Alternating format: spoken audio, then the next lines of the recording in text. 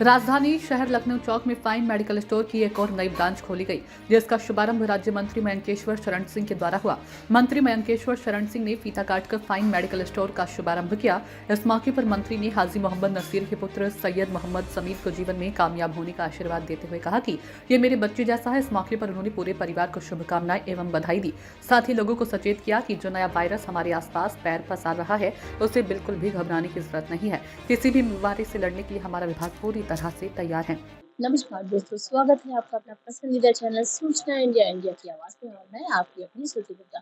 दोस्तों, इस वक्त हमारे साथ बातचीत करने के लिए राज्य मंत्री हैं उत्तर प्रदेश में मयंकेश्वर शरण सिंह जी। क्या कुछ कहना चाहेंगे? आज आपने इस दुकान का उद्घाटन किया है, फाइन मेडिकल स्टोर का, आपके यहाँ पे लोकार्पण हुआ है।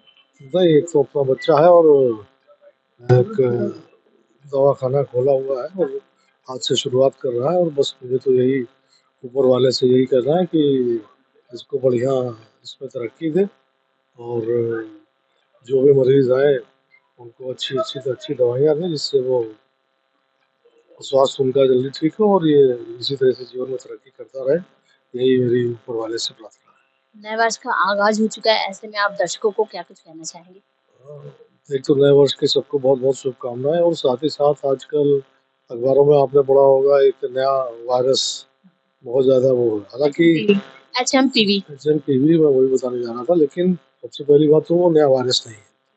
इसको डिटेक्ट 2001 में कर लिया गया था और एक नॉर्मल सा वायरस है, बिल्कुल भी घबराने की जरूरत नहीं है, किसी तरह की कोई पैनिक की आवश्यकता नहीं है। 2 से 3 दिन में इसका सिम्टम्स परिलक्षित होते हैं। हल्का खांसी, जुकाम, बुखार, ये इसके सिम्टम्स हैं।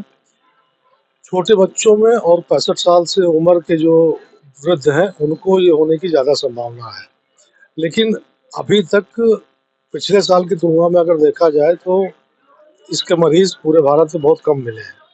उत्तर प्रदेश में जैसा कि सर देख रहे हैं कि शीतलहर की मार पड़ रही है, ऐसे में किस तरह से आपका विभाग दो हाथ करने के लिए तैयार है? एक तो सब जगहों पे अलर्ट है और खासकर इस समय महाकुंभ होने जा रहा है, 13 तारीख से शुरू होने जा रहा है। तो एक बहुत बड़ी संख्या में अनुमान हम लोग का ये है कि पूरे महाकुंभ में करीब 40 से 45 करोड़ लोग आएंगे और एक दिन में परमानेंट रहने वाले तो 2 करोड़ लोग होंगे।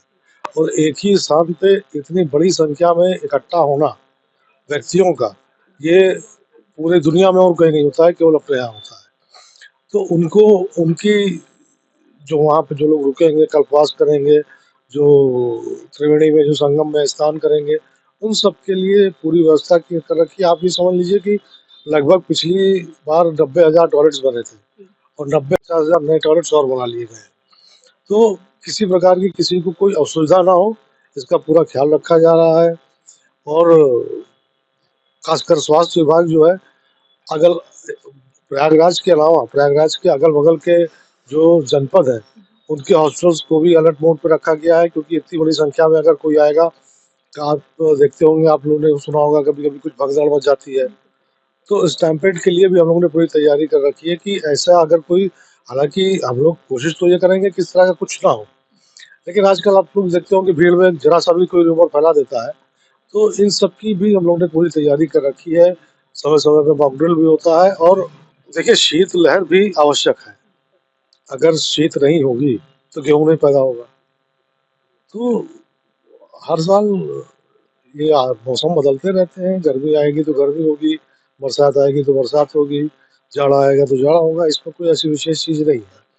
और बस सर, आपने आज समीर जी के दुकान की ओपनिंग की है, क्या कुछ शुभकामनाएं आपको इनको देंगे? मेरी तरफ से बहुत बहुत शुभकामनाएं। बिल्कुल मेरे पुत्र के समान है और अच्छी तरक्की करें और ईश्वर इनको, ऊपर वाला इनको पूरी मदद करे। मुझे यही ईश्वर से यही कामना है और अपनी ज़िंदगी में एक अच्छे स्थान पे जाए, यही आशा। वहीं सैयद मोहम्मद समीर के नाना डॉक्टर इशराक मिर्जा ने बधाई देते हुए कहा कि अल्लाह ताला इसे खूब बरकत नवाजे और जीवन में प्रगति करे, सेवा भावना सबके लिए रखे। बड़ी खुशी का मौका है कि हम सब है और मंत्री जी ने अपना समय दिया, कीमती समय। हम लोग बहुत उनके आभारी हैं और ईश्वर से दुआ है कि बच्चे को ऊपर वाला ईश्वर कामयाबी दे और इसकी दुकान में तरक्की हो। और साथ साथ ये भी इनमें दिमाग में बात रहनी चाहिए कि जो काम कर रहे हैं ये एक सेवा का काम है। इससे लोगों को, पब्लिक को भी फायदा पहुँचे और यही सब हम लोग यही चाहते हैं।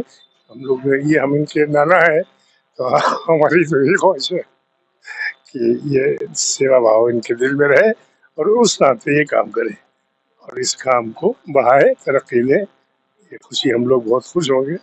यही हमारी हम लोग की कामना है और यही ईश्वर से प्रार्थना है कि बच्चा अपने जीवन में कामयाब हो।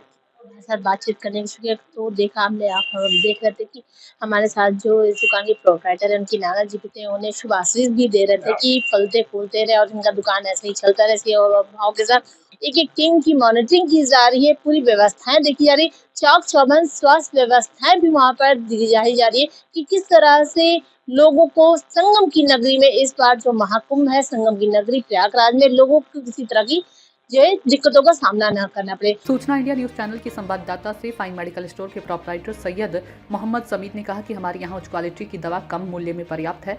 हमारे यहाँ होलसेल रिटेल दवा सर्जिकल आइटम डिस्काउंट के साथ उचित मूल्य पर मिलेंगे।